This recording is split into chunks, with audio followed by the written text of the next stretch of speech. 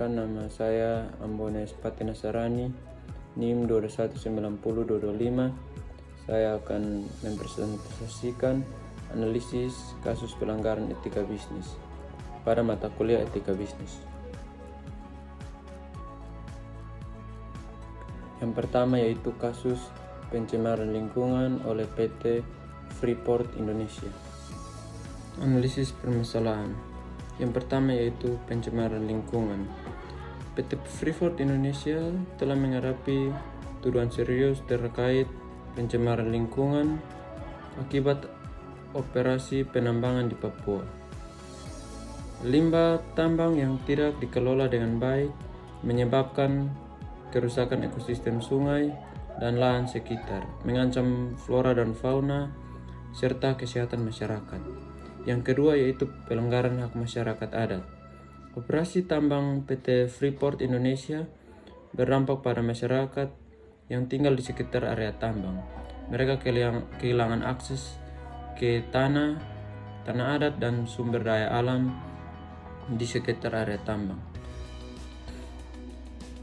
Selain itu, terdapat laporan mengenai penggusuran paksa tanpa kompensasi yang adil. Yang ketiga, kesejahteraan pekerja. Ada laporan mengenai kondisi kerja yang tidak memadai bagi para pekerja, termasuk masalah kesehatan dan keselamatan kerja. Kesejahteraan pekerja seringkali diabaikan yang mengarah pada ketidakpuasan dan konflik pembeli.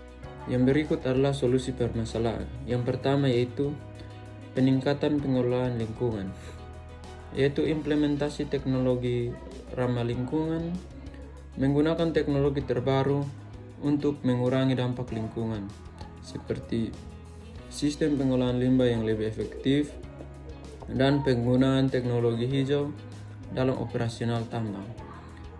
Yang kedua yaitu audit dan monitoring independen, atau melakukan audit lingkungan secara berkala oleh pihak independen untuk memastikan bahwa operasional tambang mematuhi standar lingkungan yang ketat. Solusi permasalahan yang kedua yaitu penghormatan dan pemberdayaan masyarakat adat. Kemitraan dengan komunitas lokal yaitu melibatkan masyarakat dalam proses pengambilan keputusan dan memberikan kompensasi yang adil serta program pemberdayaan ekonomi bagi komunitas lokal. Restorasi lahan atau mengambil langkah-langkah untuk memulihkan lahan yang telah rusak dan memastikan keberlanjutan ekosistem lokal. Solusi permasalahan yang ketiga yaitu perbaikan kondisi kerja, yaitu standar kesehatan dan keselamatan. Untuk memperketat standar kesehatan dan keselamatan kerja, serta menyediakan fasilitas kesehatan yang memadai untuk pekerja. Pelatihan dan pendidikan.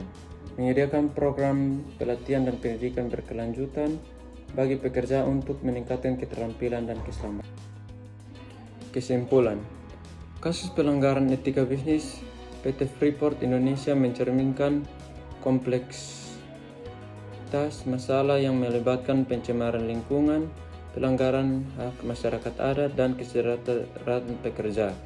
Pelanggaran ini menunjukkan perlunya tindakan yang lebih tegas dan komprehensif untuk memastikan bahwa operasi perusahaan tidak merugikan lingkungan dan masyarakat sekitar. Saran yang pertama yaitu mengadopsi praktik bisnis berkelanjutan, menerapkan kebijakan bisnis yang ramah lingkungan dan berkelanjutan, serta berkomitmen terhadap tanggung jawab sosial.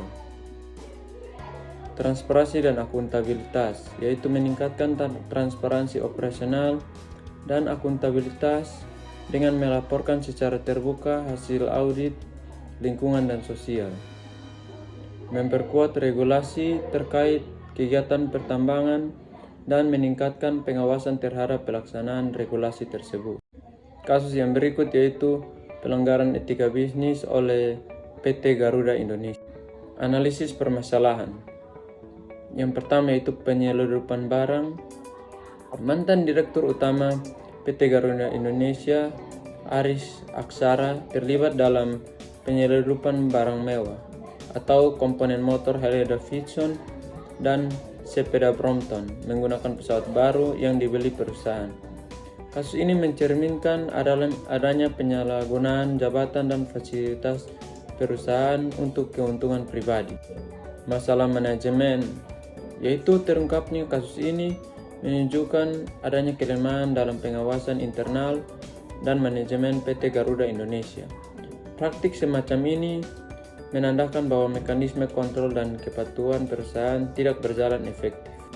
Reputasi dan kepercayaan publik, yaitu skandal ini berdampak negatif terhadap reputasi perusahaan dan kepercayaan publik. Pelanggaran etika bisnis oleh petinggi perusahaan dapat mengikis kepercayaan konsumen, investor, dan pihak terkait terhadap integritas perusahaan. Solusi permasalahan yaitu yang pertama, penguatan pengawasan internal. Reformasi sistem kontrol internal yaitu memperkuat sistem pengawasan internal dengan memperkenalkan audit yang lebih ketat dan rutin serta membentuk tim kepatuhan independen yang melapor langsung kepada Dewan Komisaris. Yang berikut, penerapan kebijakan whistleblowing atau mendorong budaya pelaporan pelanggaran dengan menjamin perlindungan bagi whistleblower yang melaporkan penyimpangan atau pelanggaran etika. Solusi permasalahan yang kedua yaitu peningkatan transparansi dan akuntabilitas, yaitu laporan keuangan dan kinerja terbuka, memastikan transparansi dalam laporan keuangan dan kinerja perusahaan dengan memberikan akses terbuka kepada publik dan pihak berkepentingan lainnya. Solusi permasalahan yang ketiga yaitu penerapan saksi tegas, memberikan saksi yang tegas dan adil terhadap individu yang terbukti melakukan pelanggaran untuk memberikan efek jera dan mencegah terulangnya kejadian serupa kerjasama dengan aparat penegak hukum untuk memastikan bahwa setiap pelanggaran hukum ditangani secara profesional dan transparan.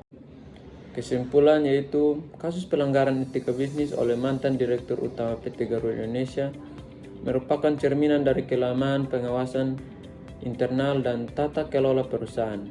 Skandal ini tidak hanya merugikan perusahaan secara finansial, tetapi juga mencoreng reputasi dan mengikis kepercayaan publik. Diperlukan langkah-langkah perbaikan yang komprehensif untuk mengembalikan integritas perusahaan dan memastikan kepatuhan terhadap etika bisnis yang baik. Saran yaitu memperbaiki sistem pengawasan dan kontrol, melakukan reformasi menyeluruh terhadap sistem pengawasan dan kontrol internal perusahaan untuk mencegah terjadinya penyalahgunaan wewenang. Saran yang berikut yaitu meningkatkan transparansi dalam setiap aspek operasional dan keuangan perusahaan untuk memulihkan kepercayaan publik. Meningkatkan pengawasan industri, memperkuat pengawasan terhadap BUMN dan perusahaan-perusahaan besar lainnya untuk memastikan mereka mematuhi prinsip-prinsip etika bisnis dan tata kelola perusahaan yang baik.